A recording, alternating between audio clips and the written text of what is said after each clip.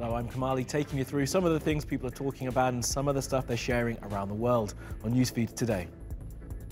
We hear from the woman who defied a kingdom using social media. Bullying. The Me Too movement against sexual harassment. Masculinity. Is this the best a man can get? A powerful new ad from a razor company challenges men to be better. Chai varma? Yes, there is. Drunk more than anywhere else in the world. We'll show you the Turkish obsession with tea. And Tuesday's Animals Doing Stuff is one trying to deal with the blazing Aussie summer.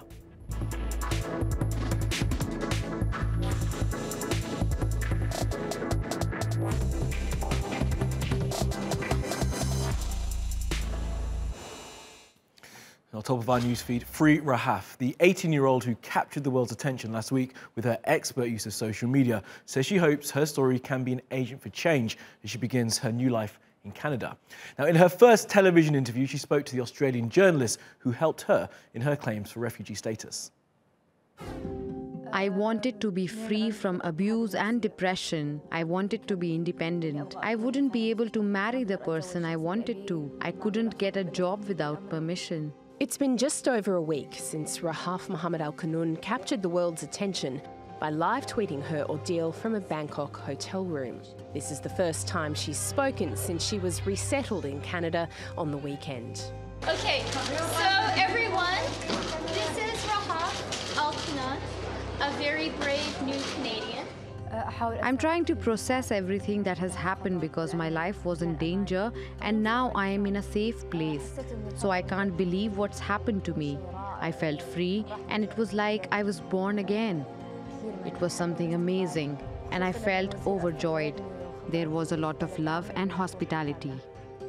Rahaf was granted refugee status because she said her life was in danger if she returned to her family in Saudi Arabia, where women are subject to strict guardianship laws. The Saudi administration controls a woman's life, her job and position. Women can't even travel on their own. Women in Saudi Arabia are treated like children even if they are 50 or 60 years old.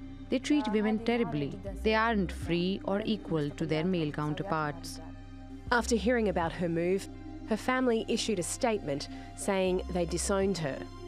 The news really upset me. How could my family disown me simply because I wanted to be independent and escape their abuse?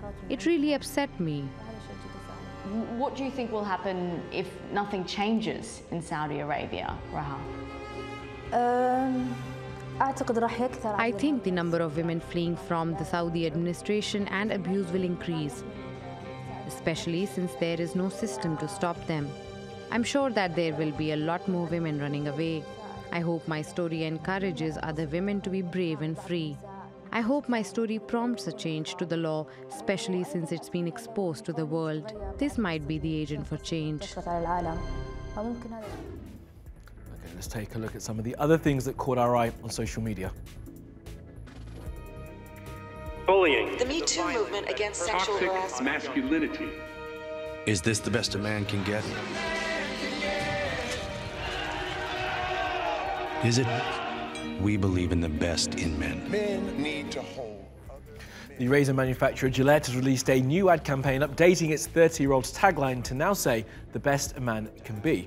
It references the Me Too movement and calls on men to be better humans. Now, the new campaign has generally been praised, but predictably, it's been criticised by people who describe themselves as men's rights activists, who say it's emasculating, which it isn't. They'll be coming tonight, and I think we're going to serve McDonald's, Wendy's, and Burger King's with some pizza. I really mean it. It'll be interesting, and I would think that's their favorite food. And it's reported he paid for it himself. President Trump welcomed the championship-winning Clemson Tigers to the White House and served them fast food, good old American fast food, on silver platters. The annual reception for the team that wins the NCAA normally has fancier food, but the government is shut down due to Trump demanding US taxpayers pay for a wall he said Mexico would pay for.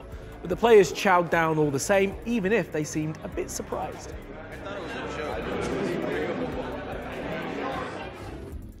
And the internet is doing this today, posting pictures of themselves under the hashtag 10-year challenge. My pics from 10 years ago are permanently sealed, but you can see Jessica Biel did it, Ellen DeGeneres did it, as did Kevin Hart and Janet Jackson. Now, funding cuts to aid for Palestinians by the US and other nations is starting to have a very real effect on people. The World Food Programme now says that tens of thousands of people will no longer receive aid because they can't afford to supply it.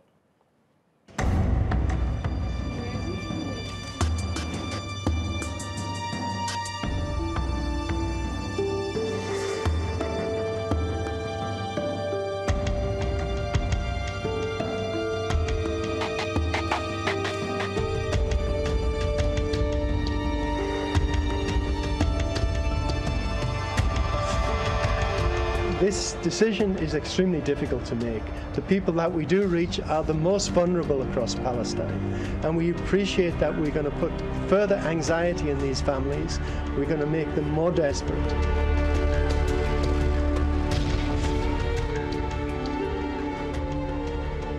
السياسة الأنانية التي رفعت شعار أمريكا أولاً يريد أن يأخذ من العالم ولا يعطي.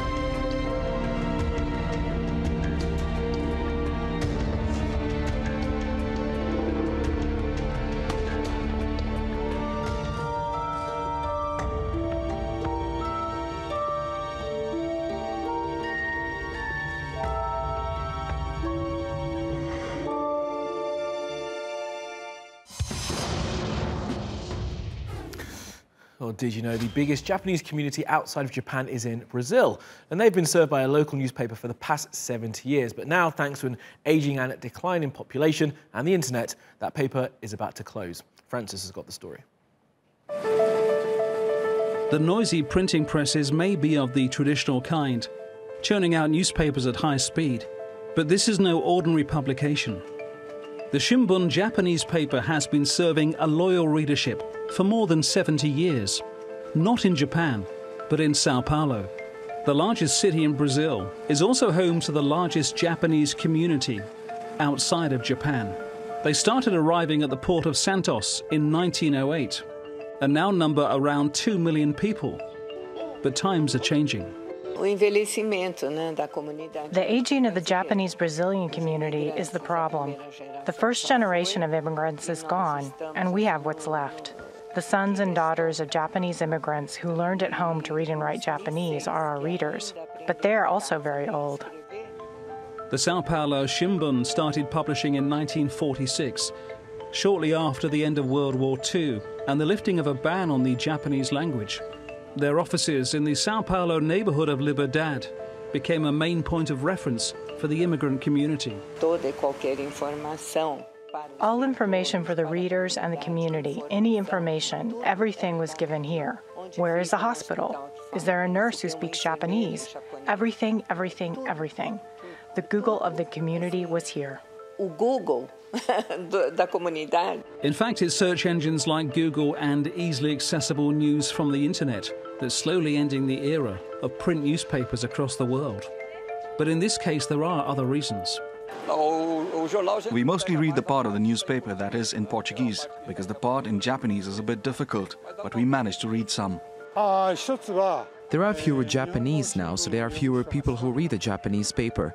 Another reason is that the quality of articles has gone. They've gradually deteriorated.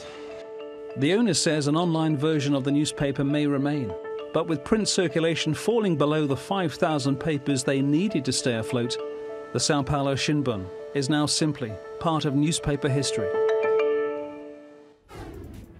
Right, let's spin around the world now for some other stories you need to know this Tuesday.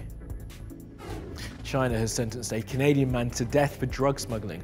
Robert Lloyd Schellenberg was originally given 15 years in prison, but an appeal found that was too lenient, so it decided on the death penalty. Now, many see this latest move as part of a major power struggle between Beijing and Ottawa.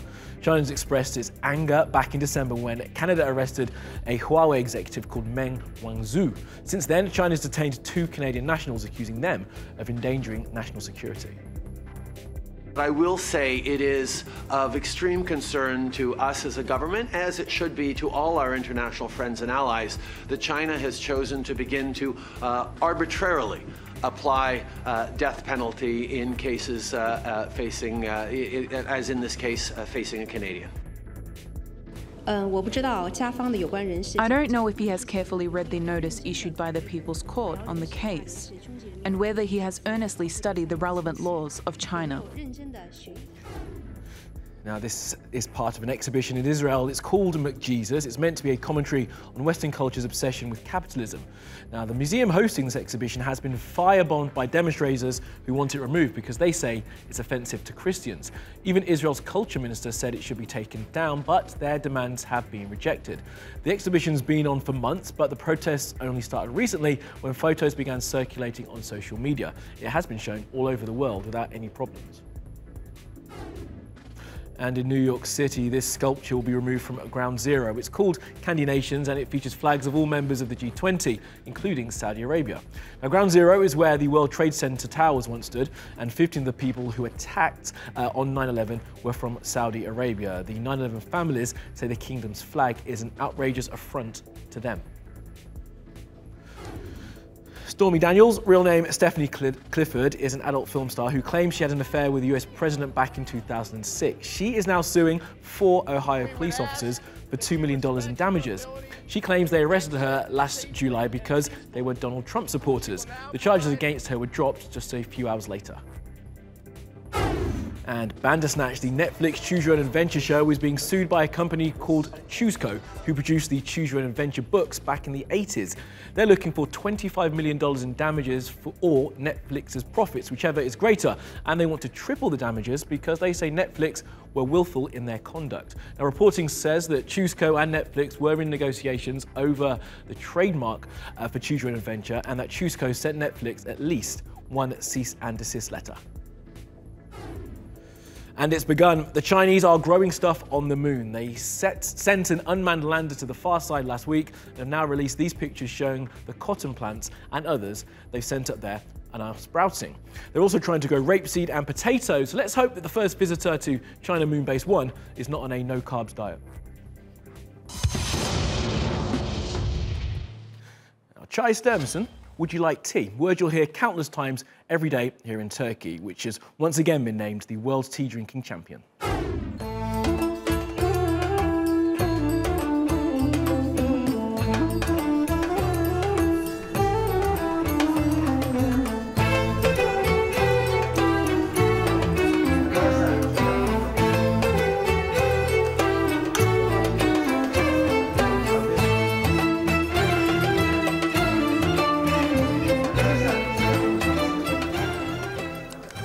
Günde 8-10 bardak içerim. Böyle fazla içmem. Çay iyi olursa içerim. Günde en az 5 çay bardağı kadar tüketirim. I drink 3 glasses, I think.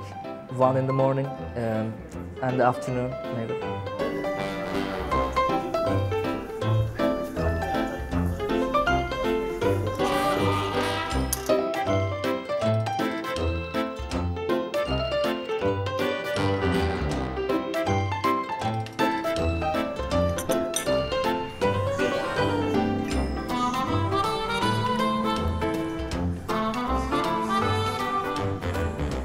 Eşimle Fethiye'ye tatile gittiğimizde, orası çok İngilizlerin yoğun olarak tatillerini geçirdikleri bir bölge.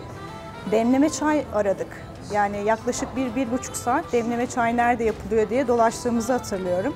En sonunda böyle ara sokakta bir yerde bulduk. Yani bütün dünyalar benim olmuştu. Çok, ya o kadar önemli çay benim için.